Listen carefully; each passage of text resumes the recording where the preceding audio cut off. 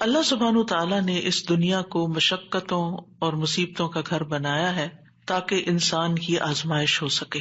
اللہ تعالیٰ نے انسان کی تخلیق کی حقیقت بیان کرتے ہوئے فرمایا، لقد خلقنا الانسان فی کبد، بلا شبہ یقیناً ہم نے انسان کو بڑی مشقت میں پیدا کیا ہے، اور اس مشقت سے مراد وہ سختیاں اور مشقتیں ہیں جو انسان اس دنیا میں برداشت کرتا ہے، اور وہ مشقتیں بھی جو برزخ میں ہوں گی، قبر میں ہوگی، اور وہ جو قیامت کے دن اس کو برداشت کرنا ہوگی۔ یعنی انسان کی زندگی کا سفر مشقتوں کا سفر ہے، اور اس ریالٹی کو ایکسپٹ کر لینا چاہیے۔ ہاں، اگر کوئی اللہ تعالیٰ کی اطاعت اور فرما برداری میں یہ زندگی بسر کرتا ہے اور ان تکلیفوں پر ناراض نہیں ہوتا، ان آزمائشوں میں کامیاب ہو جاتا ہے، تو انشاءاللہ موت کے ساتھ ہی اس کی راحتوں بھری زندگی شروع ہو جائے گی اور آئندہ کے لیے اس کی مشقتیں ختم ہو جائیں گی۔ مشقتوں سے پاک، مصیبتوں اور تکلیفوں اور آزمائشوں سے پاک جگہ تو صرف جنت ہی ہے، اور دنیا جنت ہو نہیں سکتی، چاہے انسان اس کو جتنا بھی جنت بنانے کی کوشش میں لگا رہے۔ تو اس دنیا میں رہتے ہوئے اس حقیقت کو جان لینا چاہیے کہ یہاں امتحان ہوں گے، تکلیفیں ہوں گی، آزمائشیں ہوں گی، غم ہوں گے۔ ضرورت اس بات کی ہے کہ ہمیں طریقہ آتا ہو کہ ان غموں، مشکلات، تکلیفوں سے نبٹنا کیسے ہے، یعنی اس کے لیے اپنے آپ کو تیار کرنا ہے، ورنہ لقد خلقنا الانسان فی کبد۔ ابن عباس کہتے ہیں کبد سے مراد اس کا پیٹ میں حمل کی صورت میں رہنا، اس کا دودھ پینا، اس کا دودھ چھڑانا، دانتوں کا اگنا، اس کی زندگی کے بچپن کے مراحل اور اس کی گزران، اس کی موت، یہ سب کچھ بہت سخت اور شدید ہوتا ہے۔ یعنی حمل سے لے کے پیدائش کا مرحلہ اور پھر دودھ پینا اور چھڑانا اور دانتوں کا آنا، ٹیدنگ پیریڈ، سارے ہی مراحل کے اپنے مسائل ہوتے ہیں۔ ان سب میں انسان کو کسی نہ کسی تکلیف سے گزرنا پڑتا ہے۔ قتادہ کہتے ہیں کہ وہ دنیا اور آخرت دونوں کی مصیبتیں جھیلتا ہے تو آپ اس کو مشقت میں پڑا ہوا ہی پائیں گے، یعنی انسان ہے ہی مشقت میں۔ ابن الجوزی کہتے ہیں دنیا آزمائشوں اور مصیبتوں کے لیے بنائی گئی، سمجھدار شخص کو چاہیے کہ اپنے نفس کو صبر پر آمادہ کرے۔ یعنی یہاں یہ سب کچھ تو ہوگا ہی، تکلیفیں تو آئیں گی، لیکن ضرورت کس چیز کی ہے کہ ہم اپنے آپ کو سمجھائیں کہ یہ دنیا مشکل جگہ ہے، یہاں صبر کرنا ضروری ہے۔ دنیا مومن کے لیے قید خانہ ہے۔ رسول اللہ صلی اللہ علیہ وسلم نے فرمایا، الدنیا سجن المؤمن و جنت الکافری، دنیا مومن کے لیے قید خانہ ہے اور کافر کے لیے جنت ہے۔ تو اس کا کیا مطلب ہے کہ کیا کافر کو کوئی مشقت نہیں ہوتی اس دنیا میں؟ ہوتی ہے، لیکن مراد اس سے یہ ہے کہ آخرت کی تکلیفوں کے مقابلے میں دنیا میں جو بھی اس کو ملا ہے وہ اس کے لیے جنت ہی ہے، کیونکہ اس کے لیے آخرت میں جنت نہیں ہے۔ اور آخرت مومن کے لیے خوشحالی کا گھر ہے۔ جب مومن وہاں پہنچے گا تو پکار اٹھے گا، وقالوا الحمد للہ الذی اذهب عنا الحزن ان ربنا لغفور شکور الذی احلنا دار المقامة من فضله لا يمسنا فيها نصب ولا يمسنا فيها لغوب۔ اور وہ کہیں گے کہ اس اللہ کا شکر ہے جس نے ہم سے غم کو دور کر دیا، یعنی جنت میں جا کر انسان واقعی غم سے دور ہو جائے گا۔ یقیناً ہمارا رب بخشنے والا قدردان ہے جس نے اپنے فضل سے ہمیں ابدی قیام گاہ میں لا اتارا، جہاں ہمیں نہ مشقت اٹھانی پڑتی ہے اور نہ کوئی تھکاوٹ لاحق ہوتی ہے، یعنی نہ ہی کوئی کام مشکل ہے اور نہ ہی ہم تھکتے ہیں، آرام ہی آرام ہے، سکون ہی سکون ہے۔ لیکن اس سکون کو پانے کے لیے اس دنیا میں تھکنا شرط ہے، اپنے آپ کو اللہ کی عبادت میں، بندوں کی خدمت میں تھکانا لازم ہے۔ دنیا جتنی بھی تکلیف دہ ہو، لیکن انسان جب جنت میں پہنچے گا تو جنت کا ایک چکر دنیا کی ساری فکروں کو ختم کر دے گا۔ نبی صلی اللہ علیہ وسلم نے فرمایا قیامت کے دن اہل جنت میں سے اس آدمی کو پیش کیا جائے گا جسے دنیا میں لوگوں میں سے سب سے زیادہ تکلیفیں آئی ہوں گی، پھر اسے جنت میں صرف ایک غوطہ دے کر، یعنی ایک چکر لگوا کر پوچھا جائے گا، اے ابن آدم، کیا تو نے کبھی کوئی تکلیف بھی دیکھی؟ کیا تجھ پر کبھی کوئی سختی بھی گزری؟ وہ عرض کرے گا، اے میرے رب، اللہ کی قسم کبھی نہیں، کوئی تکلیف نہیں دیکھی، ساری تکلیفیں بھول جائیں گی، کبھی کوئی تکلیف میرے پاس سے نہ گزری اور نہ ہی میں نے کبھی کوئی شدت و سختی دیکھی۔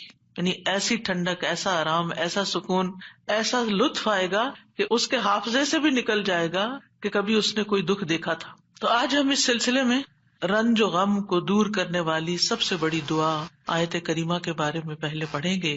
ارشاد باری تعالیٰ ہے، اور مچھلی والا جب وہ اپنی قوم سے غضبناک ہو کر چلا گیا تو اس نے گمان کیا کہ ہم ہرگز اس پر قادر نہ ہوں گے۔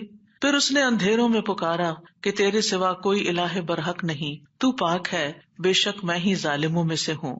تو ہم نے اس کی دعا قبول کر لی اور اسے غم سے نجات دے دی، اور ہم ایمان لانے والوں کو اسی طرح نجات دیا کرتے ہیں۔ یہاں ذنون سے مراد یونس علیہ السلام ہے، یعنی مچھلی والے۔ نون سے مراد مچھلی۔ یونس علیہ السلام عراق کی ایک بستی نینوا میں مبعوث کیے گئے تھے۔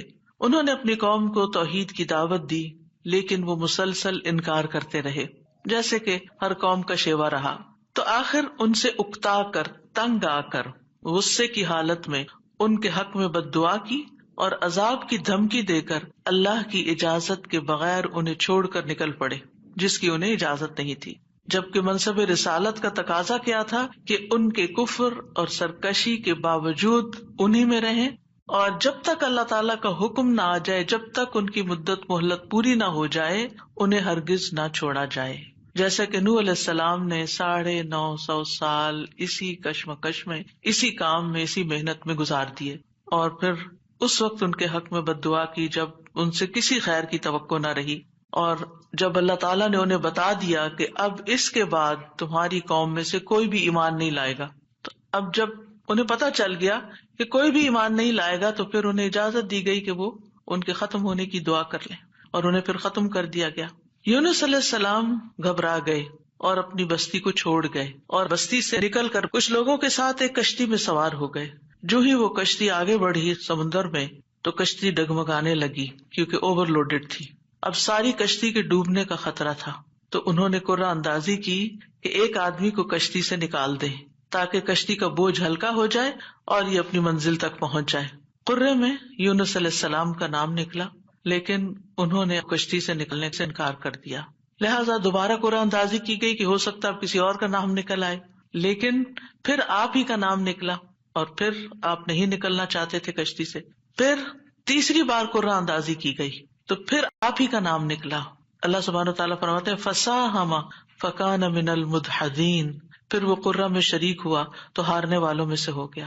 اب تو کوئی گنجائش ہی نہیں رہی تھی کہ اس کے بعد کچھ قرعہ اندازی کی جائے، اب تو انہی کی باری تھی۔ قرعہ ان کے نام نکلا۔ یہ دیکھ کر یونس علیہ السلام کھڑے ہو گئے اور انہوں نے دریا میں چھلانگ لگا دی۔ جو ہی انہوں نے چھلانگ لگائی، ایک بہت بڑی مچھلی نے آ کر ان کو نگل لیا۔ آپ اس وقت مچھلی کے پیٹ میں جاتے ہی مسلسل تسبیح کرنے لگے۔ مچھلی ان کو لے کر سمندر کی گہرائیوں میں چلی گئی، اور اب یہاں پر مچھلی کے پیٹ کا اندھیرا اور سمندر کی گہرائیوں کا اندھیرا، اور پھر اس کے بعد رات کا اندھیرا۔ تو ایسے میں یونس علیہ السلام نے جس دعا سے مدد لی وہ یہی دعا تھی جو ان آیات میں بیان ہوئی ہے، لا الہ الا انت سبحانک انی کنت من الظالمین۔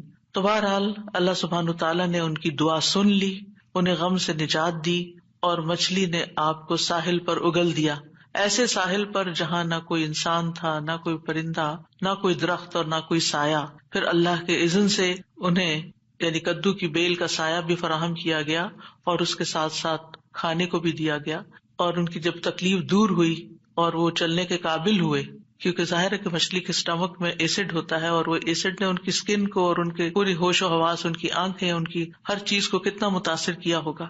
تو جب ان کے ہوش و حواس بحال ہوئے اور چلنے کی کچھ طاقت ہوئی تو دوبارہ اسی بستی کی طرف بھیجے گئے۔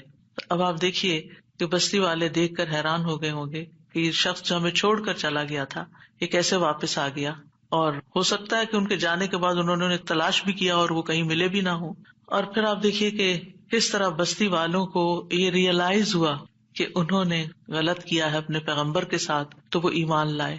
بہرحال پھر ایک مدت تک یہ بستی جو ہے ایمان لا کر دنیا میں جیتی رہی۔ دوسری طرف یونس علیہ السلام کو اللہ سبحانہ وتعالیٰ نے غم سے نجات دی، اور اس طرح ان کی نجات کے بعد ان کو اللہ تعالیٰ نے چن لیا۔ اسی طرح اللہ سبحانہ وتعالیٰ اس بستی کے بارے میں فرماتے ہیں فَلَوْلَا كَانَتْ قَرْيَةٌ آمَنَتْ فَنَفَعَهَا إِيمَانُهَا إِلَّا قَوْمَ يُونُسَ لَمَّا آمَنُوا كَشَفْنَا عَنْهُمْ عَذَابَ الْخِزْيِ فِي الْحَيَاةِ الدُّنْيَا وَمَتَّعْنَاهُمْ إِلَىٰ حِينٍ سو کوئی ایسی بستی کیوں نہ ہوئی جو ایمان لائی ہو، پھر اس کے ایمان نے اسے نفع دیا ہو یونس کی قوم کے سوا۔ جب وہ ایمان لے آئے تو ہم نے ان کی ذلت کا عذاب دنیا کی زندگی میں ان سے ہٹا دیا اور انہیں ایک وقت تک سامان دیا۔ کہا جاتا ہے کہ یونس علیہ السلام جب قوم کو چھوڑ کر گئے تھے اور ان لوگوں کو یہ بات سمجھ آ گئی کہ وہ نبی تھے اور وہ جھوٹ نہیں بولتے، تو وہ سب کے سب اپنے بچوں، چوپایوں، مویشیوں سب کو لے کر صحرا کی طرف نکل گئے اور ماں کو بچوں سے الگ کر دیا، اور اللہ سبحانہ تعالیٰ کے حضور میں رو رو کر دعائیں کی، حتیٰ کہ ان کے اونٹ بلبلانے لگے اور بچے بھی رونے لگے اور گایوں کے بچے ڈکرانے لگے اور بھیڑ بکریاں اور سارے جانور بولنے لگے۔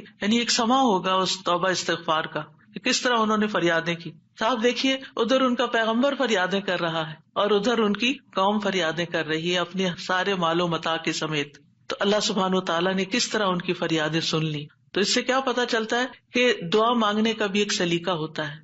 بے روح دعائیں، بس صرف الفاظ کا دہرا دینا، کبھی چپ کر کے دل میں دہرا لینا، کبھی زبان سے لفظ نکالے بغیر صرف منہ سے بول دینا، یہ کافی نہیں ہوتا، بلکہ اس کے لیے بہت ضروری ہوتا ہے کہ انسان اپنی آہوزاری ظاہر کرے، اللہ سبحانہ تعالیٰ کے آگے اپنی بے قراری کو بیان کرے اور اپنی کیفیت اور اپنے غم اور اپنے دکھ کی داستان سنائے اور محنت کرے دعا میں۔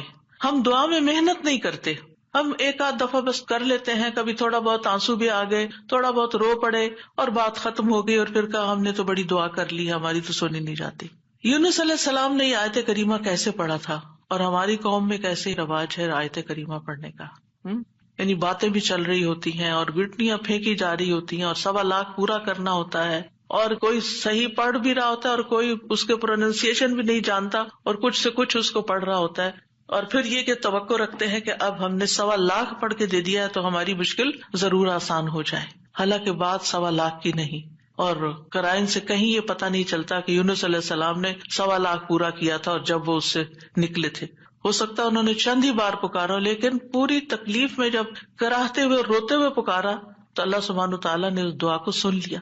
تو ہم سب کو بھی چاہیے کہ اپنی دعاؤں کے اندر رقت پیدا کریں، خشوع پیدا کریں، عاجزی سے دعا مانگیں، رو کے دعا مانگیں۔ جو بھی مشکلات اٹکی ہوئی ہیں، جو بھی مسائل ہمارے ارد گرد ہم پہ چھائے ہوئے ہیں، جن چیزوں کی طرف سے بھی ہم پریشان ہیں، جو بھی غم، ہم، حزن اور مستقبل کے فکر اور پریشانیاں، جو چیزیں بھی ہماری زندگی میں عام ہو رہی ہیں، ان سب کو دور کرنے کے لیے ہم اللہ کو پکاریں اور خوب پکاریں۔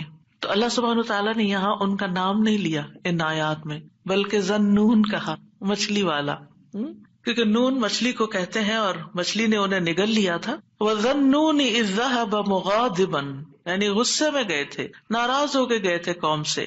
فَظَنَّ أَن لَّن نَّقْدِرَ عَلَيْهِ، انہوں نے یہ ہرگز نہیں سمجھا کہ اللہ تعالیٰ ان پر قابو نہ پا سکے گا، یعنی اس کا مطلب ہے کہ انہوں نے سمجھا کہ شاید ان کی پکڑ نہیں ہوگی، یعنی انہیں کچھ کہا نہیں جائے گا۔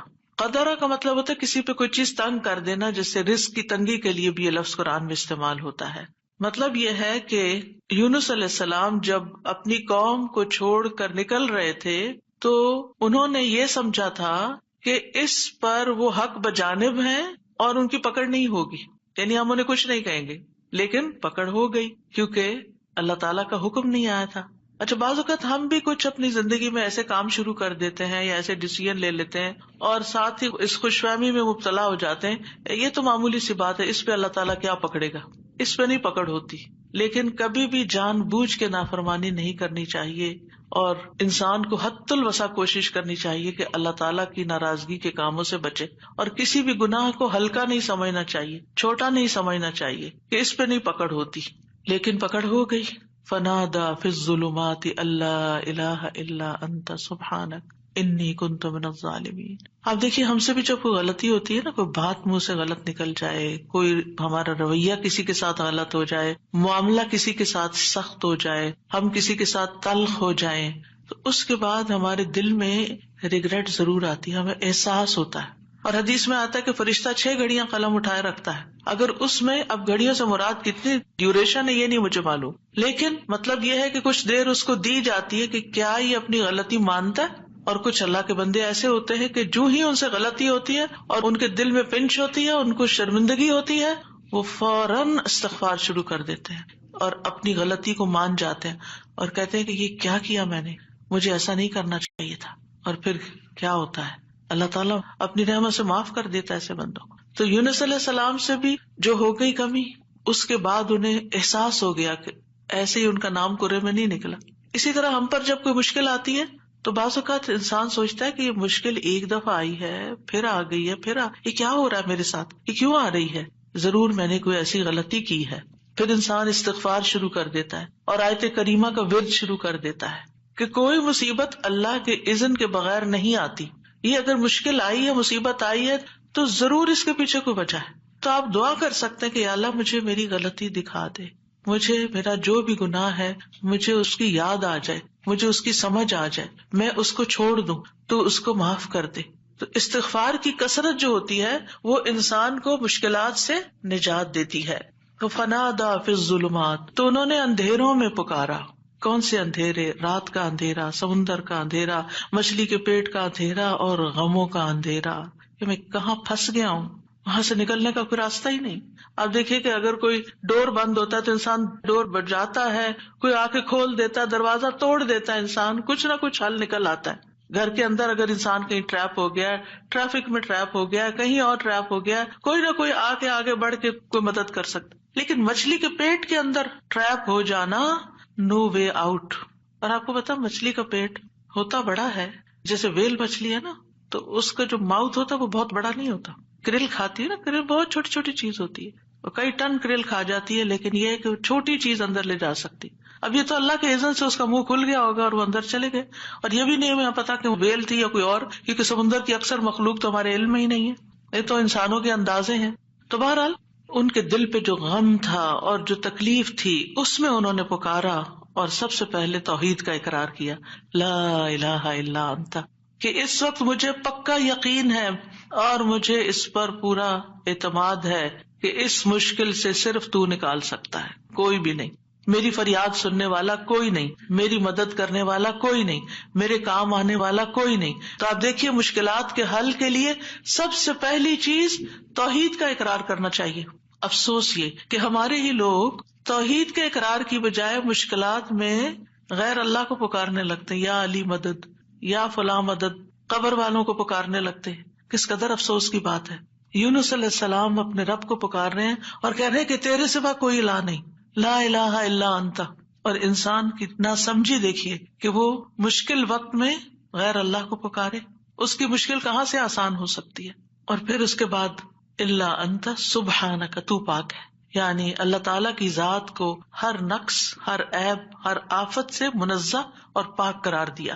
ہمارے ہاں کیا ہوتا ہے جب کوئی تکلیف آتی ہے یا ہم لوگوں کو بلیم کرتے ہیں، ان کی وجہ سے ہوا ہی ہے، فلاں نے نظر لگا دی ہے، یا پھر ہم اللہ تعالیٰ کو الزام دینے لگتے ہیں، اٹس ناٹ فیئر، میرے ساتھ اچھا نہیں ہوا. تو اب آپ دیکھیے جس بندے کی ڈائریکشن ہی صحیح نہیں، اس کی مشکلات کہاں سے حل ہوں گی. اگر آپ اپنے قصور کا ذمہ دار دوسرے کو ٹھہرا رہے ہیں، الزام تراشی کر رہے ہیں، دوسرے کی عیب جوئی کر رہے ہیں، دوسرے کی شکایتیں کیے چلے جا رہے ہیں، کیونکہ عام طور پر ہوتا کیا، جب انسان کو کوئی پرابلم آتی ہے، میاں بیوی مثلاً کوئی لڑائی ہوئی، تو اگر آپ عورت کا کیس سنیں تو سارا الزام میاں کو دے گی، میاں کا کیس سنیں تو سارا الزام بیوی کو دے گا. تو ایک دوسرے کو الزام دینے سے مسائل کبھی حل نہیں ہوتے. ہمیشہ دنیاوی معاملات میں بھی کوئی رکاوٹ آئے تو دیکھنا چاہیے کہ میں نے کون سا ڈیسیژن غلط کیا تھا، میری غلطی کہاں تھی. یونس علیہ السلام اللہ کے چنے ہوئے نبی تھے، ان کو سمجھ آ گیا کہ غلطی میں نے کی ہے اور اس کا اعتراف انہوں نے کیا. یاد رکھیے توبہ میں، استغفار میں سب سے پہلے اپنی غلطی کا اعتراف کرنا ہوتا ہے. اگر آپ بلیم گیم کھیلتے رہے، ایک دوسرے کے اوپر الزام تراشی کرتے رہے، ایک دوسرے پہ بال پھینکتے رہے، تو مسئلہ کبھی بھی حل نہیں ہو سکتا. مسئلے کو جاننا، مسئلے کو پہچاننا، مسئلے کا حل کرنا بہت ضروری ہوتا ہے. یہ ایسے ہی ہے کہ جیسے کوئی شخص بیمار ہو جائے اور ڈاکٹر اس کی اصل بیماری کو ڈائگنوز کرنے کی بجائے سب خرابی پیٹ میں ہے اور وہ ٹریٹ کر رہا ہے لوکلی کسی جگہ کو، کہاں سے علاج ہوگا؟ اگر اصل کاز پتا چل جائے اور اس کاز کو ہٹا دیا جائے. مثلا آپ دیکھیں الرجی کے کیسز میں کیا ہوتا ہے، آپ جتنی چاہے دوائیاں لگا لیں، جب تک آپ اس چیز کو اوائڈ نہیں کریں گے جس سے آپ الرجک ہیں، آپ کی بیماری دور ہو نہیں سکتی. اسی طرح اگر انسان کسی مصیبت میں پھنس گیا ہے اور اس کو ڈائگنوز نہیں کر پا رہا اور کرنا نہیں چاہتا، اور خاص طور پر جو چیز اس کے کنٹرول میں ہے اس کو ریموو نہیں کر رہا، تو مسئلہ حل نہیں ہو سکتا. تو اللہ سبحانہ تعالیٰ کے ہاں بھی دعا اور فریاد کا سلیقہ یہی ہے کہ انسان اپنے آپ کو قصوروار ٹھہرائے جہاں وہ قصوروار ہے، اور اگر قصوروار نہیں ہے، پکا یقین ہے سراسر آپ پہ ظلم ہوا ہے، پھر اللہ کی رحمت کو پکارے، یا حی یا قیوم برحمتک استغیث، ورنہ اپنی غلطیاں، اور کون انسان یہ کہہ سکتا ہے کہ وہ پاک باز ہے، اس سے کوئی غلطی نہیں ہوتی، قصور اس کا نہیں، کچھ نہ کچھ، ٹھیک ہے ایک کا 10% اور ایک کا 90% قصور، لیکن کہیں نہ کہیں 10% تو ہوتا ہے نا، اس 10% کی ہی غلطی کی معافی مانگ لیں۔ تو اعتراف جو ہے، گناہوں کا اعتراف، وہ انسان کو دنیا کی مشکلات سے بھی اور آخرت کی مشکلات سے اور گناہوں سے نجات دلاتا ہے۔ اب جو ہی انہوں نے یہ بات کی، یعنی 3 چیزیں ہیں اس میں، ایک توحید کا اقرار ہے، ایک اللہ کی تسبیح ہے، اور ایک اپنی غلطی کا اقرار ہے۔ 2 چیزیں اللہ تعالیٰ کے حق میں اور ایک اپنے حق میں۔ نتیجہ کیا ہوا؟ فاستجبنا لہ، ہم نے دعا قبول کر لی، ایسے طریقے سے اس نے پکارا کہ دعا قبول ہو گئی۔ ونجیناہ من الغم، ہم نے اس کو غم سے نجات دے دی۔ یہ قرآن کے الفاظ ہیں، لہذا جس کے دل پر کوئی بھی غم ہے، کسی بھی چیز کا، اولاد کی طرف سے، ازواج کی طرف سے، یا مال کی طرف سے، یا کسی بھی طرح کا کوئی غم، ہم، فکر، پریشانی، اس کو انہی کلمات کو لازم کر لینا چاہیے، اور اسی جذبے کے ساتھ پڑھنا چاہیے جس جذبے کے ساتھ یونس علیہ السلام نے پڑھا تھا، وَنَجَّيْنَاهُ مِنَ الْغَمِّ، اس وقت وہ غم میں گھرے ہوئے تھے تو اللہ نے ان کو نجات دے دی۔ وَكَذَلِكَ نُنْجِي الْمُؤْمِنِينَ، یہ صرف ان کے لیے نہیں تھا، ہم اسی طرح سارے مومنوں کو نجات دیتے ہیں، جو بھی یہ دعا پڑھے گا اس کو غم سے نجات مل جائے گی۔ تو گویا مومنوں کو اس بات کی ترغیب دی جا رہی ہے، اس بات کا سلیقہ سکھایا جا رہا ہے کہ غم اور دکھ اور تکلیف کے موقع پر انہیں کیا پڑھنا ہے، کیا کہنا ہے۔ اور جب انسان یہ دیکھتا ہے کہ سابقہ مومنین کو اس دعا کی وجہ سے تکلیف سے نجات ہوئی، تو اس کا ایک یقین بڑھ جاتا ہے کہ اللہ تعالیٰ میری تکلیف بھی دور کر دے گا۔ اگر وہ رب یونس علیہ السلام کو مچھلی کے پیٹ سے نکال سکتا ہے تو میرا رب مجھے اس مشکل سے کیوں نہیں نکالے گا، کیوں نہیں نکال سکتا، وہ ضرور نکالے گا۔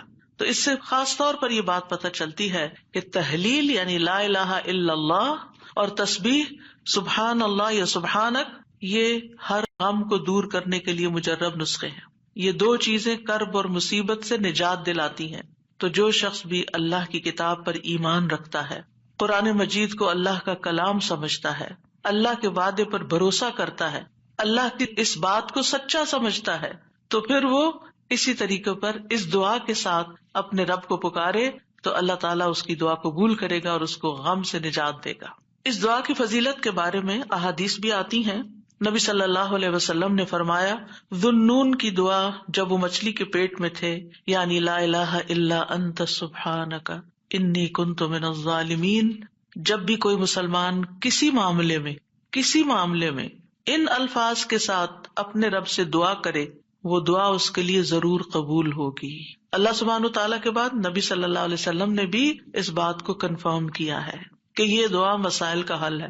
بہت لمبے چوڑے وظیفے پڑھنے کی بھی ضرورت نہیں، لیکن پڑھیں تو کوالٹی کے ساتھ، درد کے ساتھ، تڑپ کے ساتھ، تکرار کے ساتھ، اصرار کے ساتھ، افتقار کے ساتھ، اپنی محتاجی ظاہر کرتے ہوئے، اپنی غلطی کا اعتراف کرتے ہوئے۔ اسی طرح سلسلہ صحیحہ کی حدیث ہے، رسول اللہ صلی اللہ علیہ وسلم نے فرمایا، کیا میں تمہیں ایسی چیز نہ بتا دوں کہ جب تم میں سے کسی آدمی کو رنج و الم اور دنیا کی آزمائشوں میں سے کوئی آزمائش آئے تو وہ اس دعا کو پڑھے تو اس کی تکلیف دور ہو جائے گی۔ تو آپ سے کہا گیا کیوں نہیں؟ آپ نے فرمایا وہ مچھلی والے کی دعا ہے، لا الہ الا انت سبحانک انی کنت من الظالمین، کہ جس کو بھی آزمائش آئے وہ یہ دعا پڑھ لے تو اس کی دعا قبول ہو جائے گی، آزمائش ختم ہو جائے گی۔ ایک روایت میں آتا ہے، سعد کہتے ہیں، ایک مرتبہ مسجد نبوی میں میرا گزر عثمان بن عفان رضی اللہ عنہ کے پاس سے ہوا۔ میں نے انہیں سلام کیا، انہوں نے نگاہیں بھر کے مجھے دیکھا لیکن جواب نہیں دیا۔ میں عمر بن خطاب رضی اللہ عنہ کے پاس آیا، ان سے 2 دفعہ سوال کیا کہ کیا اسلام میں کوئی نئی چیز پیدا ہو گئی ہے؟ انہوں نے کہا نہیں، کیوں، کیا ہوا؟ میں نے کہا میں ابھی مسجد میں عثمان رضی اللہ عنہ کے پاس سے گزرا تھا، میں نے انہیں سلام کیا، انہوں نے نگاہیں بھر کے مجھے دیکھا لیکن جواب نہیں دیا۔ عمر رضی اللہ عنہ نے پیغام بھیج کر حضرت عثمان کو بلا لیا اور فرمایا کہ اپنے بھائی کے سلام کا جواب دینے میں آپ کو کیا رکاوٹ پیش آئی؟ کس چیز نے آپ کو روکا؟ عثمان رضی اللہ عنہ نے کہا کہ میں نے تو ایسا نہیں کیا. سعد کہتے ہیں میں نے کہا بالکل ایسا ہی کیا ہے. کہتے ہیں حتیٰ کہ عثمان رضی اللہ عنہ نے قسم کھا لی تو میں نے بھی قسم کھا لی. پھر عثمان رضی اللہ عنہ کو کچھ یاد آ گیا تو انہوں نے کہا بلا و استغفر اللہ و اتوب الیہ، ہاں ایسا ہوا ہے، میں اللہ سے معافی مانگتا ہوں اور توبہ کرتا ہوں. آپ ابھی ابھی میرے پاس سے گزرے تھے، دراصل میں اس وقت ایک بات سوچ رہا تھا جو میں نے رسول اللہ صلی اللہ علیہ وسلم سے سنی تھی، اور اللہ کی قسم جب بھی مجھے وہ بات یاد آ جاتی ہے میری آنکھیں پتھرا جاتی ہیں اور میرے دل پہ پردہ آ جاتا ہے، یعنی مجھے اپنی ہوش نہیں رہتی. کہتے ہیں سعد نے کہا میں آپ کو اس کے بارے میں بتاتا ہوں. رسول اللہ صلی اللہ علیہ وسلم نے ایک مرتبہ کسی گفتگو کی ابتدا میں ایک دعا کا ذکر کیا تھا. تھوڑی دیر کے بعد ایک دیہاتی آیا، اس نے آپ کو مشغول کر لیا، یہاں تک کہ جب رسول اللہ صلی اللہ علیہ وسلم کھڑے ہوئے تو میں بھی آپ کے پیچھے پیچھے چلا گیا. جب مجھے اندیشہ ہوا کہ جب تک میں آپ کے قریب پہنچوں گا آپ اپنے گھر پہنچ چکے ہوں گے تو میں نے اپنا پاؤں زمین پر مارا تو رسول اللہ صلی اللہ علیہ وسلم نے میری طرف توجہ کی. پوچھا یہ کون ہے؟ ابو اسحاق ہے. کہتے ہیں میں نے عرض کیا جی یا رسول اللہ صلی اللہ علیہ وسلم. آپ نے فرمایا کیا بات ہے؟ کہتے ہیں میں نے عرض کیا کہ آپ نے ہمارے سامنے ابتدا میں ایک دعا کا تذکرہ کیا تھا اور پھر ایک دیہاتی نے آپ کو مشغول کر لیا اور آپ نے وہ بتائی نہیں دعا. آپ نے فرمایا ہاں وہ یونس علیہ السلام کی دعا ہے جو انہوں نے مچھلی کے پیٹ میں مانگی تھی، یعنی لا الہ الا انت سبحانک انی کنت من الظالمین. کوئی بھی مسلمان جب بھی کسی معاملے میں ان الفاظ کے ساتھ دعا کرے گا تو دعا ضرور قبول ہوگی. اب آپ دیکھیے کہ یہ صحابہ ہیں، یعنی کہنے کو تو یہ حدیث کا آخری حصہ میں سنا کے آگے چلتی، لیکن مجھے یہ بات اس لحاظ سے اچھی لگتی ہے کہ اس میں ہمارے سیکھنے کی کچھ اور باتیں بھی ہیں. وہ یہ کہ اتنے جلیل القدر صحابی جو رسول اللہ صلی اللہ علیہ وسلم کے انتہائی قریب تھے، یعنی ان سے پائس امت میں کون ہو سکتا ہے نا؟ حضرت عمر ہو، حضرت عثمان ہو، حضرت علی ہو، حضرت ابوبکر رضی اللہ عنہ ہو، لیکن انسان تھے اور ان پر بھی ایسی غیر معمولی کیفیات آتی تھیں کہ وہ اپنی سوچوں میں یا اپنے حالت میں ایسے مشغول ہوتے تھے کہ ان کو سامنے کی چیز نظر نہیں آتی تھی. بعض اوقات ایسا کوئی غم ہوتا ہے، کوئی بات ہوتی ہے، ہو سکتا ہے نبی صلی اللہ علیہ وسلم نے آپ کی آخری وقت کے بارے میں فتنوں کی کوئی پیشن گوئی کی ہو، کیونکہ یہاں بات کا نہیں پتہ چلتا کہ کون سی بات ان کو ہر چیز بلا دیتی تھی. دوسری بات یہ کہ بعض اوقات انسان کا حافظہ ایسے ساتھ چھوڑ جاتا ہے کہ وہ کہتا ہے کہ یہ کام ہوا ہی نہیں. نہ صرف یہ کہ وہ کہتا ہے نہیں، بلکہ اس کے بعد قسم بھی کھا لیتا ہے. اب دونوں صحابہ نے قسم کھا لی، بعد میں احساس ہوتا ہے اوہ ہاں اب یاد آیا. ہو سکتا ہے آپ کے ساتھ کبھی ایسا کوئی مرحلہ ہوا اور اس کے بعد کس قدر شرمندگی ہوئی. پچھلے دنوں میرے ساتھ یہی ایک معاملہ ہوا. کسی نے مجھے کچھ امانت دی کسی کو دینے کے لیے اور میں جلدی میں تھی، وہ جلدی سڑک کے ڈرار میں بھول گئی. اس کے بعد جس کی امانت تھی اس نے مجھ سے پوچھا تو میں نے کہا کہ بالکل نہیں، مجھے تو کچھ پتا نہیں، کچھ پتا نہیں. 2-3 دفعہ انہوں نے پوچھا، انہیں ہر دفعہ کہا مجھے کچھ پتا نہیں، ایسا کچھ بھی نہیں. لا حول ولا قوت الا باللہ. پھر جب اس شخص سے پوچھا گیا تو پھر دور جا کے مجھے یاد ہے ہاں وہ میں نکل رہی تھی اور جلدی میں ایسے ہوا تھا.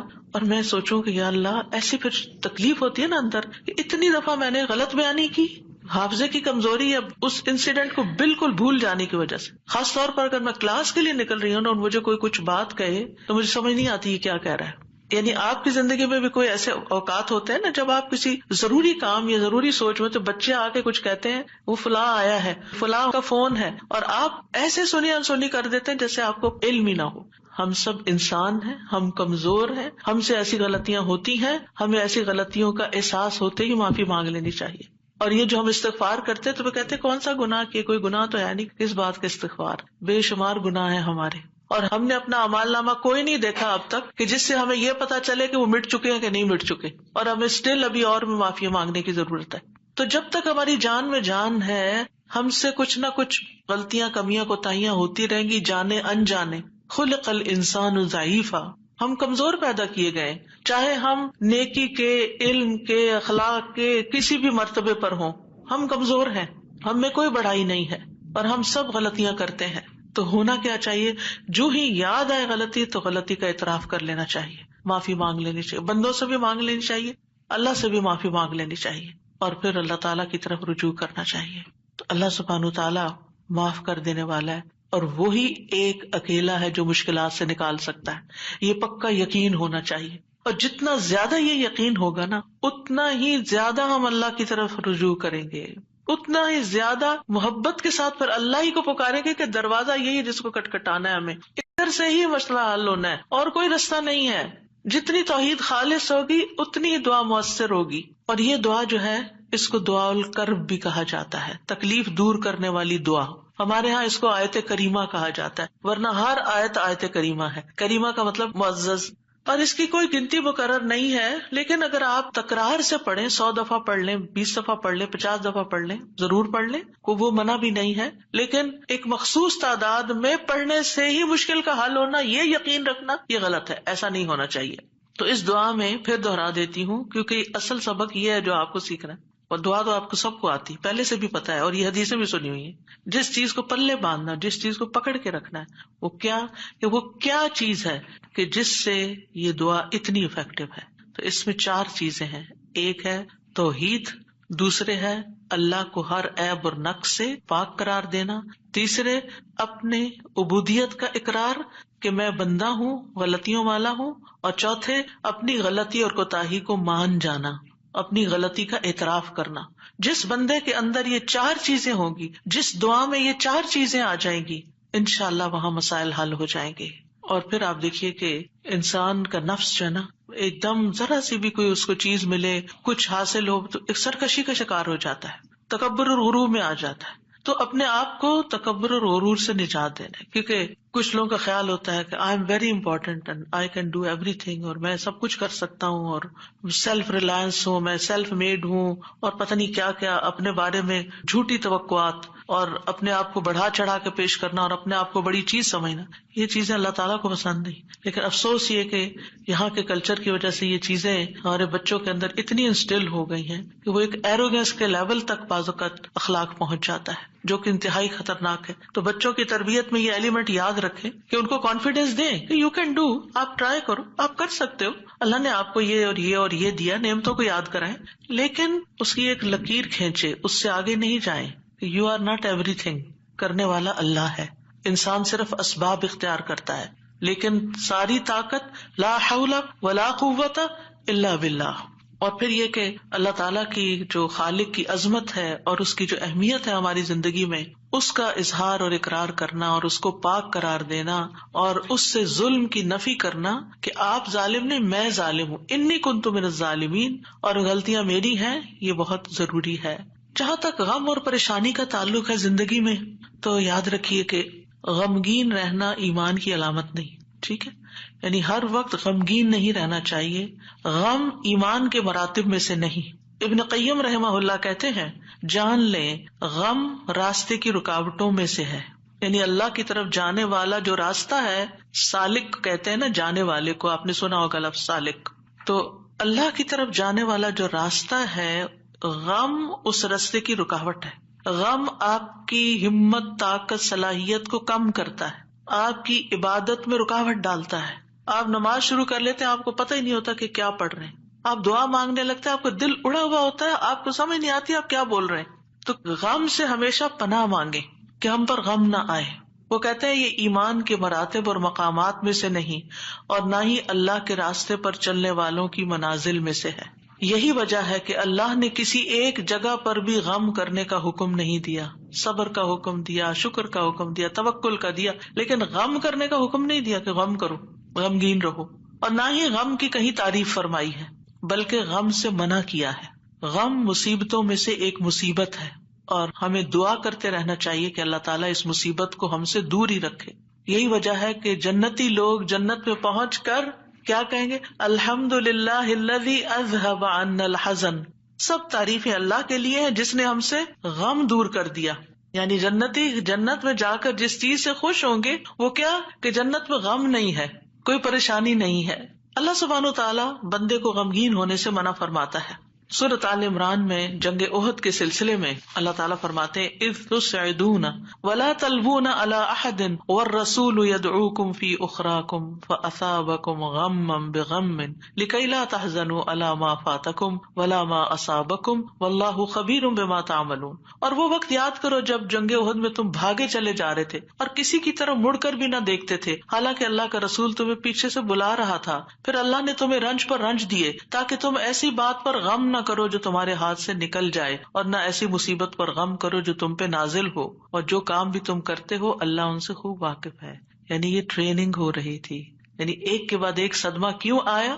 تاکہ غم زندگی سے نکل ہی جائے۔ پھر فرمایا وَلَا تَهِنُوا وَلَا تَحْزَنُوا وَأَنْتُمُ الْأَعْلَوْنَ إِن كُنتُم مُؤْمِنِينَ۔ اتنی تکلیف اٹھا کے، سب سے بڑی تکلیف مسلمانوں کے لیے کیا تھی کہ نبی صلی اللہ علیہ وسلم کا دانت مبارک شہید ہو گیا تھا اور آپ کو چوٹ لگی تھی اور آپ گر پڑے تھے، تو یہ بہت بڑا صدمہ تھا۔ 70 لوگ شہید ہو چکے تھے، گھر گھر میں آفت آ گئی تھی، لیکن اتنے بڑے صدمے کے بعد بھی اللہ تعالیٰ کا حکم کیا ہے؟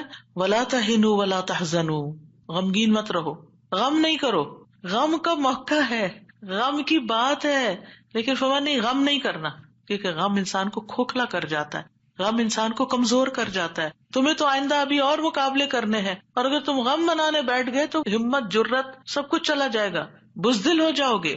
غم ایک مصیبت نہیں، غم مصیبتوں کی لائن لے کے آتا ہے، ایک کے بعد ایک مصیبت اس کے ساتھ چلی آتی ہے، اس لیے غمگین نہیں ہونا۔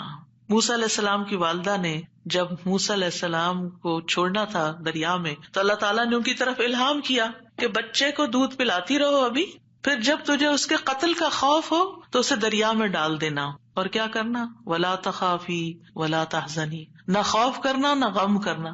اللہ اکبر! کوئی بھی ماں جس کا بچہ چھوٹا ہو، وہ تو کسی دوسرے کے ہاتھ میں بھی بچے کو دیتے ہوئے خوف اور غم کا شکار ہوتی ہے۔ خوف کیا ہوتا ہے؟ پتہ نہیں گرا ہی نہ دے بچے کو، اور غم کیا ہوتا ہے کہ جدائی ہو گئی ہے بچے سے، پتہ نہیں یہ کیا سکھا دیں اس کو، پتہ نہیں یہ کیسے پیش آئے اس سے۔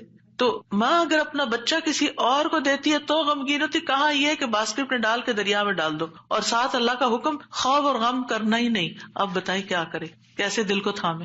یہی اصول سیکھ لیں زندگی کے لیے۔ جہاں کہیں غم پاس آئے، کہیں رونا آئے، کہیں دکھی ہوں، اللہ تعالیٰ کا یہ فرمان یاد کر لیں، اور ہے بھی عورت کے لیے، وَلَا تَخَافِي وَلَا تَحْزَنِي، اپنے آپ کو خود یاد کرائیں، وَلَا تَخَافِي وَلَا تَحْزَنِي کہتی رہیں، وَلَا تَخَافِي وَلَا تَحْزَنِي، نہ خوف کرو نہ غم کرو، اللہ ہے نا، اللہ مشکل آسان کر دے گا۔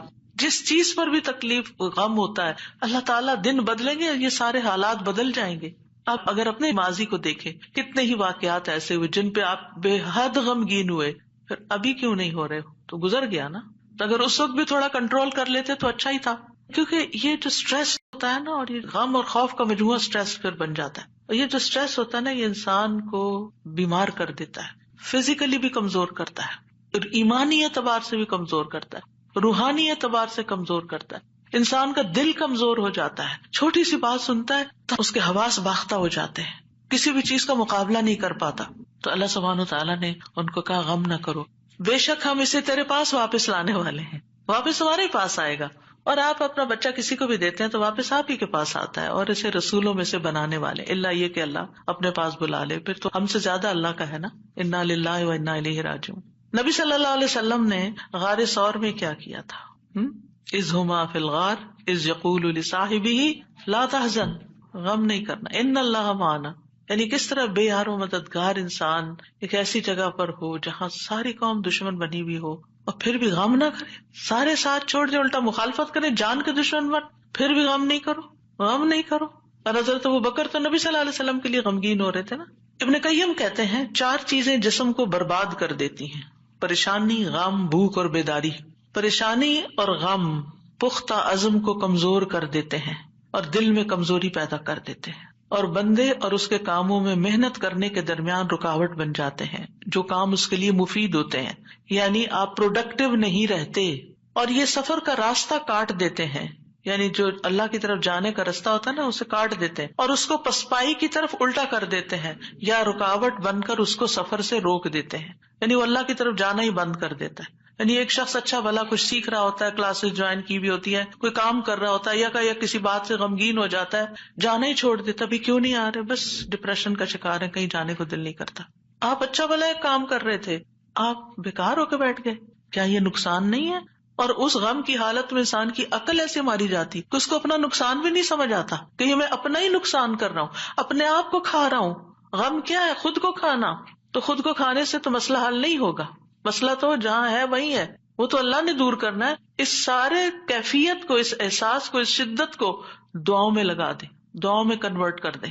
امام ابن قیم کہتے ہیں یا اس کے علم سے رکاوٹ بن جاتے، علم کے لیے رکاوٹ بن جاتا ہے غم، تو یہ چیزیں سفر پر جانے والے کی پشت پہ بہت بھاری بوجھ ہیں.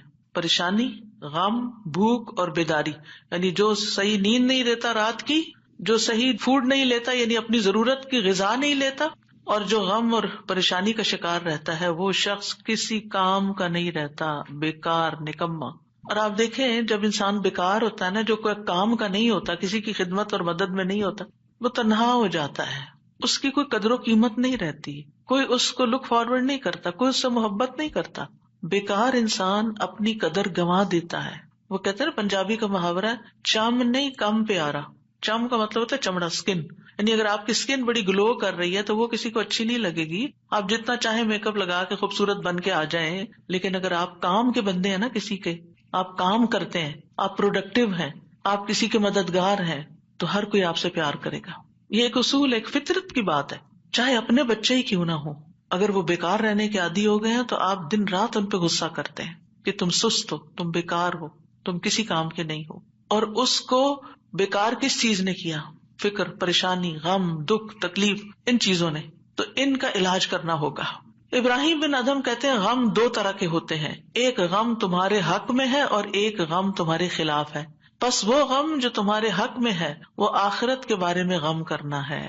سارے غموں کو ایک میں ڈھال لے، اور وہ ہے آخرت کا غم کہ وہاں میرا کیا ہوگا، کیا میں جنت میں جا سکوں گی یا نہیں.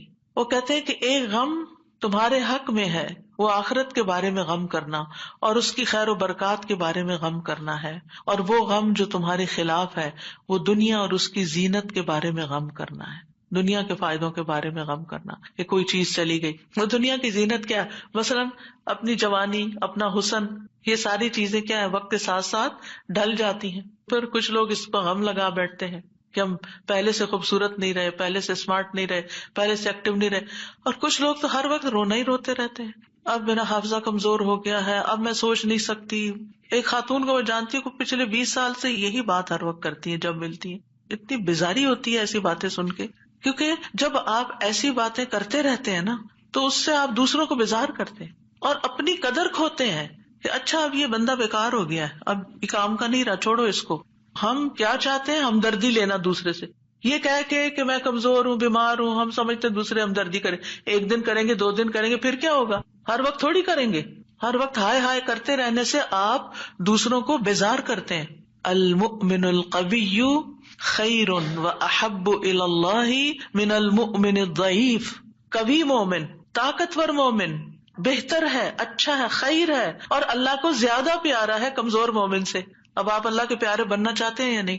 بننا چاہتے ہیں تو بہادر ہو جائیں، ہوشیار ہو جائیں، غموں کا رونا اتار پھینکیں.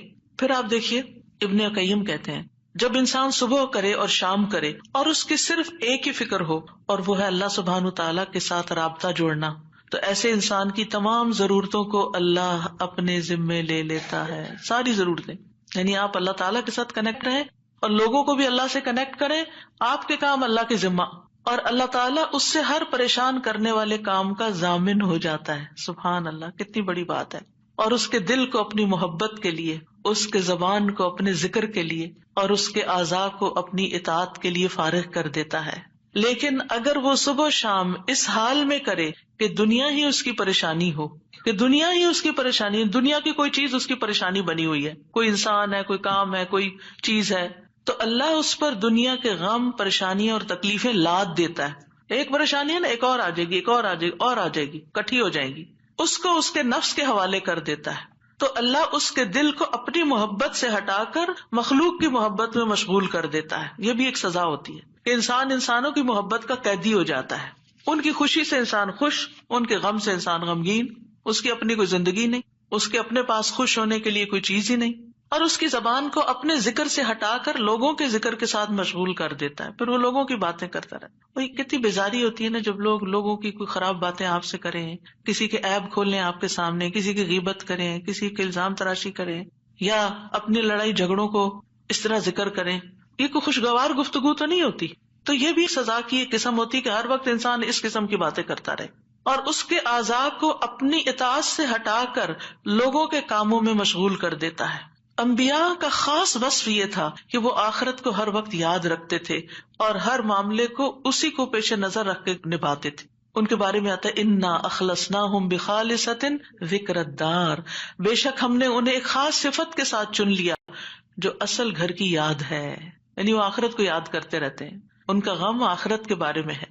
سورۃ الانبیاء میں ہی آتا ہے انہم کانوا یسارعون فی الخیرات ویدعوننا رغبا ورہبا وکانوا لنا خاشعین، یقیناً وہ نیکیوں میں جلدی کرتے تھے اور ہمیں رغبت اور خوف سے پکارتے تھے اور ہمارے لیے عاجزی کرتے تھے۔ سفیان ثوری کہتے ہیں وَكَانُوا لَنَا خَاشِعِينَ کے بارے میں کہ غم ان کے دلوں میں پھیل کر ان کو پگلانے والا ہوتا ہے، یعنی اللہ کے حضور جھکانے کے لیے۔ آخرت کا غم انہیں اللہ کی طرف مائل کرتا ہے، کیونکہ مالک یوم الدین بھی تو وہی ہے نا، فیصلہ بھی قیامت کے دن اسی کے ہاتھ میں ہے، لہٰذا فکر اس بات کی ہونی چاہیے کہ وہ ہمارے حق میں کیسے فیصلہ کرے گا۔ اللہ کرے کہ رحمت والا معاملہ فرمائے۔ صحابہ بھی آخرت کا غم ہی لگائے رکھتے تھے۔ عبد الرحمن بن عوف کے پاس کھانا لایا گیا، وہ روزے سے تھے، انہوں نے کہا مصعب بن عمیر شہید کیے گئے، وہ مجھ سے بہتر تھے، انہیں جس چادر کا کفن دیا گیا اس سے ان کا سر چھپاتے تو پاؤں نکل آتے، پاؤں چھپاتے تو سر کھل جاتا، پھر ہمارے لیے دنیا کشادہ کر دی گئی، ہمیں تو یہ ڈر ہے کہ کہیں ہماری نیکیوں کا بدلہ ہمیں اس دنیا میں ہی نہ مل جائے، اور پھر آپ رو پڑے، کھانا بھی چھوڑ دیا۔ حسن بصری کا حال یہ تھا کہ جب بھی ان سے ملاقات ہوتی ایسا لگتا کہ ابھی کوئی مصیبت آئی، یعنی آخرت کی فکر اتنی کرتے تھے۔ نظر کہتے ہیں میں عمر بن عبدالعزیز کے پاس گیا تو وہ رونے کے قریب تھے، ہمیشہ آہیں بھرتے رہتے تھے، گویا ساری مخلوق کا غم انہی کو ہے، حالانکہ ان کو آخرت کی فکر ہوتی تھی۔ سفیان ثوری کہتے ہیں لوگوں کا غم ختم ہو چکا ہے، آپ نمازیوں میں ایک شخص کو دیکھیں گے اس پر کوئی نہ غم ہے نہ خوف ہے۔ وہ کہتے ہیں پہلے ایک آدمی نماز پڑھتا تھا، پھر آپ اس کو دیکھتے کہ بیٹھا ہوا اور اس کی نماز اس کو غم میں بھڑکا دیتی، یعنی اس کو رونا آتا نماز میں آخرت کی یاد کی وجہ سے۔ آج اگر ہمیں نماز میں رونا آتا بھی ہے تو کس وجہ سے آتا ہے؟ ہم سب اپنا جائزہ لیں، ہر کوئی اپنا اپنا۔ پچھلے ایک مہینے کے اندر سوچئے میں کتنی بار روئی ہوں اور کیوں روئی ہوں، دنیا کے غم میں روئی ہوں یا آخرت کے غم میں روئی ہوں۔ ہم کیوں روتے ہیں؟ اس نے مجھے ہرٹ کر دیا، یہ مسئلہ آ گیا، فلاں آ گیا۔ یہ چھوٹے مسئلے ہیں، یہ وقت کے ساتھ ختم ہو جائیں گے، جو آگے آپ بڑھیں گے یہ مسئلے پیچھے رہتے جائیں گے، لیکن آگے جو آ رہا ہے نا، کل جس کو دیکھنا ہے وہ ہے مشکل وقت، اس کا غم لگا لیں، پیچھے نہ دیکھیں آگے دیکھیں۔ صحابہ نماز ضائع ہونے پہ غم زدہ ہوتے تھے، عبادت نہ کر سکنے پر غمگین ہوتے تھے، فتنوں میں پڑنے پہ غمگین ہوتے تھے، ہر دن زندگی کو کم کر رہا ہے اس بات میں غمگین ہوتے تھے، اس بات میں نہیں کہ دنیا چھوڑ جائیں گے تو کیا بنے گا، یہ سارے ہمارے مال اسباب اور جو ہم نے اتنی محنت سے کمائے ہیں اس کا کیا ہوگا، اس بات کا غم کہ حساب کا وقت قریب آ رہا ہے، ہر دن موت سے قریب کر رہا ہے، ہر دن قبر سے قریب کر رہا ہے، آگے میرا حساب ہونا ہے، میں کیا اس کے لیے تیار ہوں؟ کیا میں نے اپنے سارے کام نپٹا لیے؟ تو بات یہ ہے کہ رنج و غم زندگی کا حصہ ہے، لیکن دنیا کا غم نیچے آ جانا چاہیے اور آخرت کا غم اوپر آ جانا چاہیے، یہ ہم نے کرنا ہے۔ اور دنیا کے غموں سے بچنے کے لیے سب سے پہلے توحید کا یقین، اللہ کی طرف رغبت، تقدیر پر یقین کہ جو تکلیفیں آ رہی ہیں نا یہ تقدیر کا حصہ ہیں، ان کو ایکسپٹ کر لیا جائے، اب ایسا ہونا تو ہو گیا نا، اب جو نئی زندگی ہے اس میں ایڈجسٹ کیا جائے، اللہ سے اچھا گمان رکھا جائے، پھر ہم و غم ملنے پر اجر پر نظر رکھی جائے، جب کوئی تکلیف پیش آئے کسی بھی قسم کی، کوئی رکاوٹ، تکلیف، دکھ، پریشانی، تو اس پر جو اجر ملتا ہے انسان کو اس کو اپنے سامنے رکھے انسان۔ حدیث میں آتا ہے رسول اللہ صلی اللہ علیہ وسلم نے فرمایا کسی مومن آدمی کو جب بھی کوئی تکلیف یا کوئی بیماری یا رنج، یہاں تک کہ اگر اسے کوئی فکر ہو تو اس کے گناہوں کا کفارہ ہو جاتا ہے۔ ایک اور روایت میں آتا ہے یہاں تک کہ جو چوٹ اسے لگتی ہے یا کوئی کانٹا چبھتا ہے وہ بھی اس کے گناہوں کا کفارہ ہوتا ہے۔ اور ویسے بھی وہ حدیث تو بارہا آپ نے سنی کہ انسان کا درجہ اللہ کے ہاں بلند لکھا ہوتا ہے اس کی قسمت میں، لیکن اس کے عمل تھوڑے ہوتے ہیں، تو اللہ تعالیٰ اس کو کسی مشکل میں ڈالتا ہے تاکہ صبر کر کے بلند درجے تک پہنچ جائے۔ پھر انسان دنیا کے معاملے میں اگر غم ہے تو اپنے سے زیادہ غم والوں کو دیکھ لے، ان کی پریشانیوں کو دیکھے، انبیاء کی آزمائشوں اور تکلیفوں کے بارے میں پڑھے، جانے کہ ان پہ کیسے کیسے غم آئے، پھر اپنے آپ کو اللہ کے سپرد کرے، اپنا معاملہ اللہ کے حوالے کرے، اور جو کام اللہ نے کرنے کو دیے نا ان کی پلاننگ کرے اور وہ کرے، اپنے دل کا حال اللہ کے سامنے رکھے، انما اشکو بثی وحزنی الی اللہ، کثرت سے اللہ کا ذکر کرے کیونکہ اللہ کے ذکر میں دلوں کو اطمینان ہوتا ہے، الا بذکر اللہ تطمئن القلوب، تسبیحات کی کثرت کر دے۔ نبی صلی اللہ علیہ وسلم نے فرمایا جو اپنے مال کو خرچ کرنے سے بچائے، دشمن سے مقابلہ کرنے سے ڈرے، رات سے خوف کھائے کہ وہ اس کو پریشان کرتی ہے، تو وہ اس قول کی کثرت کر دے سبحان اللہ والحمد للہ ولا الہ الا اللہ واللہ اکبر، اور اگر ولا حول ولا قوت الا باللہ بھی پڑھ لے تو اس کا اپنا فائدہ ہے الگ سے۔ پھر یہ کہ اپنے فرائض اور اپنی ذمہ داریوں کو پورا کرے انسان۔ بہت دفعہ انسان کی بیکاری اس کو غمگین کرتی ہے، کرنے کا کوئی کام نہیں ہے، فارغ ہے، کوئی مقصد نہیں زندگی میں، کوئی منزل نہیں، کچھ اچیو کرنے کو نہیں، دن آتا ہے چلا جاتا ہے، تو یہ چیزیں بھی انسان کو پریشان رکھتی ہیں۔ جب آپ کی گول سیٹنگ ہوگی ہر روز کی، صبح سویرے اٹھتے ہی اور ارلی مارننگ کام شروع کر دیں گے تو پریشانیاں بھاگ جائیں گی، ان کو آپ کے پاس آنے کا وقت نہیں ملے گا کیونکہ آپ مصروف ہیں، آپ ان کو ٹائم نہیں دیں گے کیونکہ آپ کے پاس اور کام ہے۔ لیکن جب آپ فارغ ہوتے ہیں تو وہ آ جاتی ہیں آپ کا دل اڑانے۔ پھر نماز سے مدد حاصل کرنا، وَاسْتَعِينُوا بِالصَّبْرِ وَالصَّلَاةِ، انبیاء گھبراہٹ میں نماز کی طرف لپکتے تھے، اور جو نماز چھوڑ دیتا ہے اللہ کی مدد اس سے چھٹ جاتی۔ تو نماز کی پابندی، صدقہ کرنا، صدقات انسان کے غموں کو دور کرنے کا باعث ہے۔ اللہ تعالیٰ فرماتے ہیں الذین ينفقون اموالهم باللیل والنہار سرا وعلانیہ فلہم اجرہم عند ربہم ولا خوف علیہم ولا هم يحزنون، جو لوگ دن رات کھلے چھپے اپنا مال خرچ کرتے ہیں انہیں اپنے رب سے اس کا اجر ضرور مل جائے گا، ایسے لوگوں کو نہ کچھ خوف ہوگا نہ وہ غمگین ہوں گے۔ پھر اسی طرح دین پر استقامت غم اور خوف کو دور کرتی ہے، دین کے کاموں میں جمے رہیں۔ ان الذین قالوا ربنا اللہ ثم استقاموا فلا خوف علیہم ولا هم یحزنون، یقیناً وہ لوگ جنہوں نے کہا کہ اللہ ہمارا رب ہے پھر اس پر خوب قائم رہے، ان پر نہ کوئی خوف ہوگا نہ وہ غمگین ہوں گے۔ پھر حالات سے کمپرومائز کرنا، حالات سے راضی رہنا، جیسے ابراہیم علیہ السلام حضرت ہاجر کو جب چھوڑ گئے مکہ کی وادی میں تو وہ پریشان ہوئی کہ میں اکیلی، میرا بچہ اکیلا، ہم یہاں کیا کریں گے، نہ کھانا نہ پینا نہ کچھ۔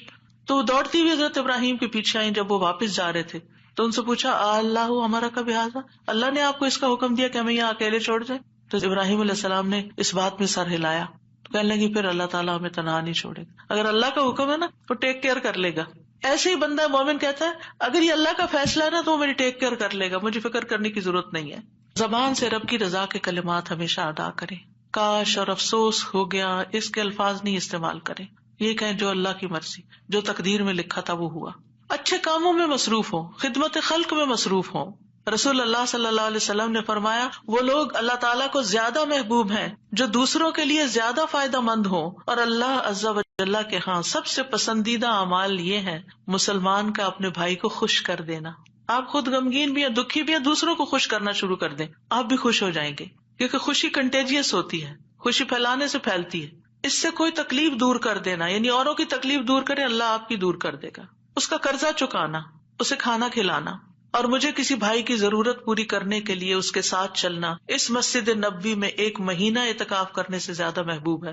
اور جس نے اپنے غصے کو روک لیا اللہ اس کی خامیوں پر پردہ ڈال دے گا، اور جو اپنے غصے کو نافذ کرنے کی سخت کے باوجود پی گیا اللہ اس کے دل کو قیامت کے دن امیدوں سے بھر دے گا۔ اور جو اپنے بھائی کے ساتھ اس کی ضرورت پوری کرنے کے لیے چلا اللہ تعالیٰ اس کو اس دن ثابت قدم رکھے گا جس دن قدم ڈگمگا جائیں گے۔ اور بد اخلاقی اعمال کو یوں تباہ کرتی ہے جیسے سرکہ شہد میں بگاڑ پیدا کر دیتا ہے، یعنی شہد میں اگر سرکہ ڈال دیں تو سرکے کا ٹیسٹ غالب آ جائے گا، شہد کا پیچھے چلا جائے گا۔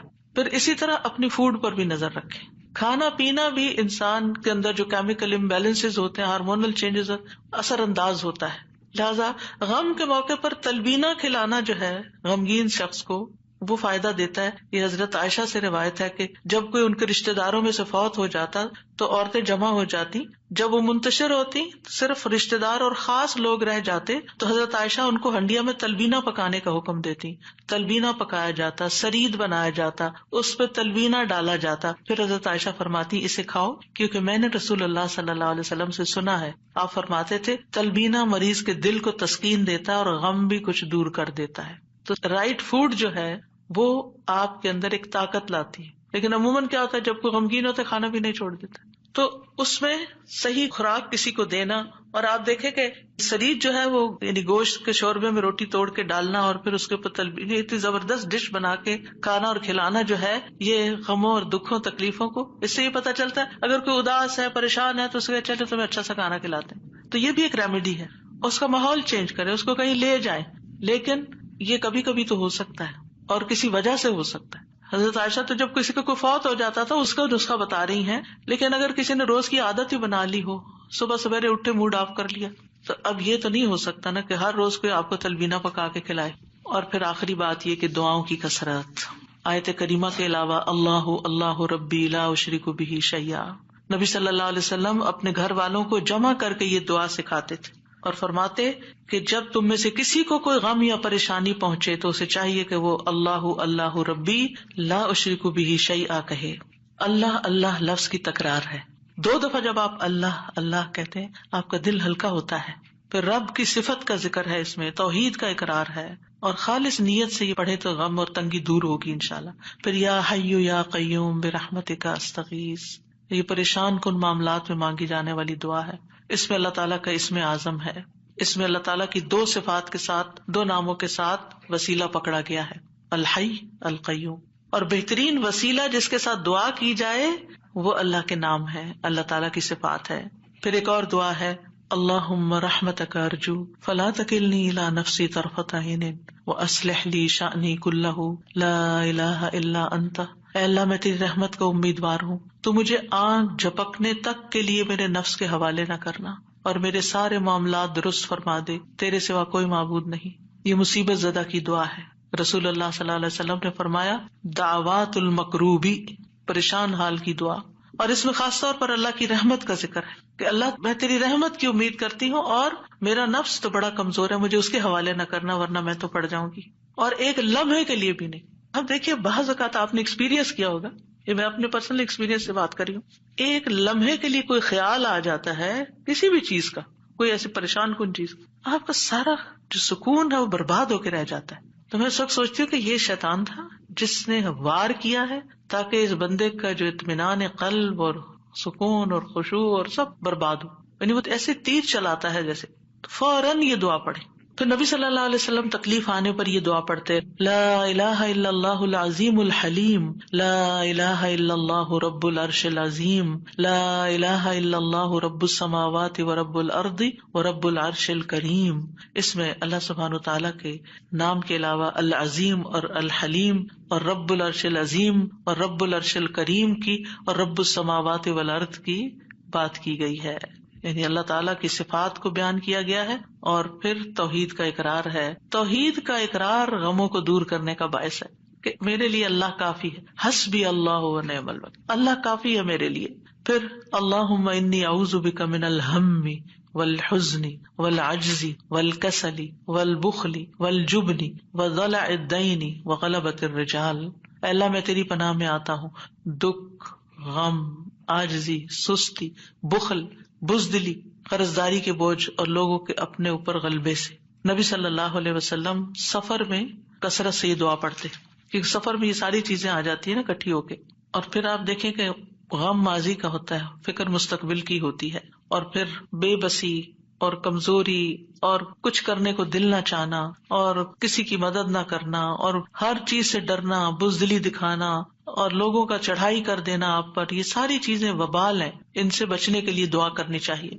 اور پھر اگر مستقل طور پر دل پریشان رہتا ہے تو اللہم انی عبدک وابن عبدک وابن امتک ناصیتی بیدک ماض فی حکمک عدل فی قضاؤک اسألک بکل اسم هو لک سمیت بہ نفسک او انزلتہ فی کتابک او علمتہ احدا من خلقک او استأثرت بہ فی علم الغیب عندک ان تجعل القرآن ربیع قلبی ونور بصری وجلاء حزنی وذہاب ہمی وغمی. اس کے لیے وعدہ ہے کہ جو یہ پڑھے گا اللہ سبحانہ وتعالیٰ اس کے غم کو خوشی میں بدل دے گا. یہ دعا ایک چھوٹے کارڈ کی شکل میں چھپی ہوئی ہے، اگر آپ کو یاد نہیں تو کسی بھی جگہ پر یہ کارڈ لے جا کر چپکا دیں اور جب دل پریشان ہو جا کے کھڑے ہو کے اس کو پڑھ لیں تاکہ آپ کو زبانی یاد ہو جائے. اسی طرح یہ چھوٹا کارڈ ہے جس میں یہ ساری دعائیں موجود ہیں، اپنے پرس کے اندر رکھیں، جب دل پریشان ہو تو ان کو آپ پڑھ سکتے ہیں. انگلش ٹرانسلیشن کے ساتھ بھی ہیں. پھر اسی طرح یہ لا تقنطوا من رحمت اللہ کا کارڈ ہے، لا الہ الا اللہ اور تسبیحات کی فضیلت کا عربی اور انگلش میں کارڈ ہے. یہ آپ کے پاس ہونے چاہیے تاکہ ایسی کیفیات میں فوراً آپ اللہ کی طرف رجوع کریں. دعائیں یاد نہیں رہتی تو دیکھ کے بھی پڑھ سکتے ہیں. اور اللہ سبحانہ وتعالی ہم سب کے غم، دکھ، پریشانیوں کو دور فرمائے. اور درود شریف کی کثرت بھی غموں کو دور کرتی ہے. وآخر دعوانا ان الحمد للہ رب العالمین. سبحانک اللہم وبحمدک اشہد ان لا الہ الا انت استغفرک واتوب الیک. السلام علیکم ورحمۃ اللہ وبرکاتہ.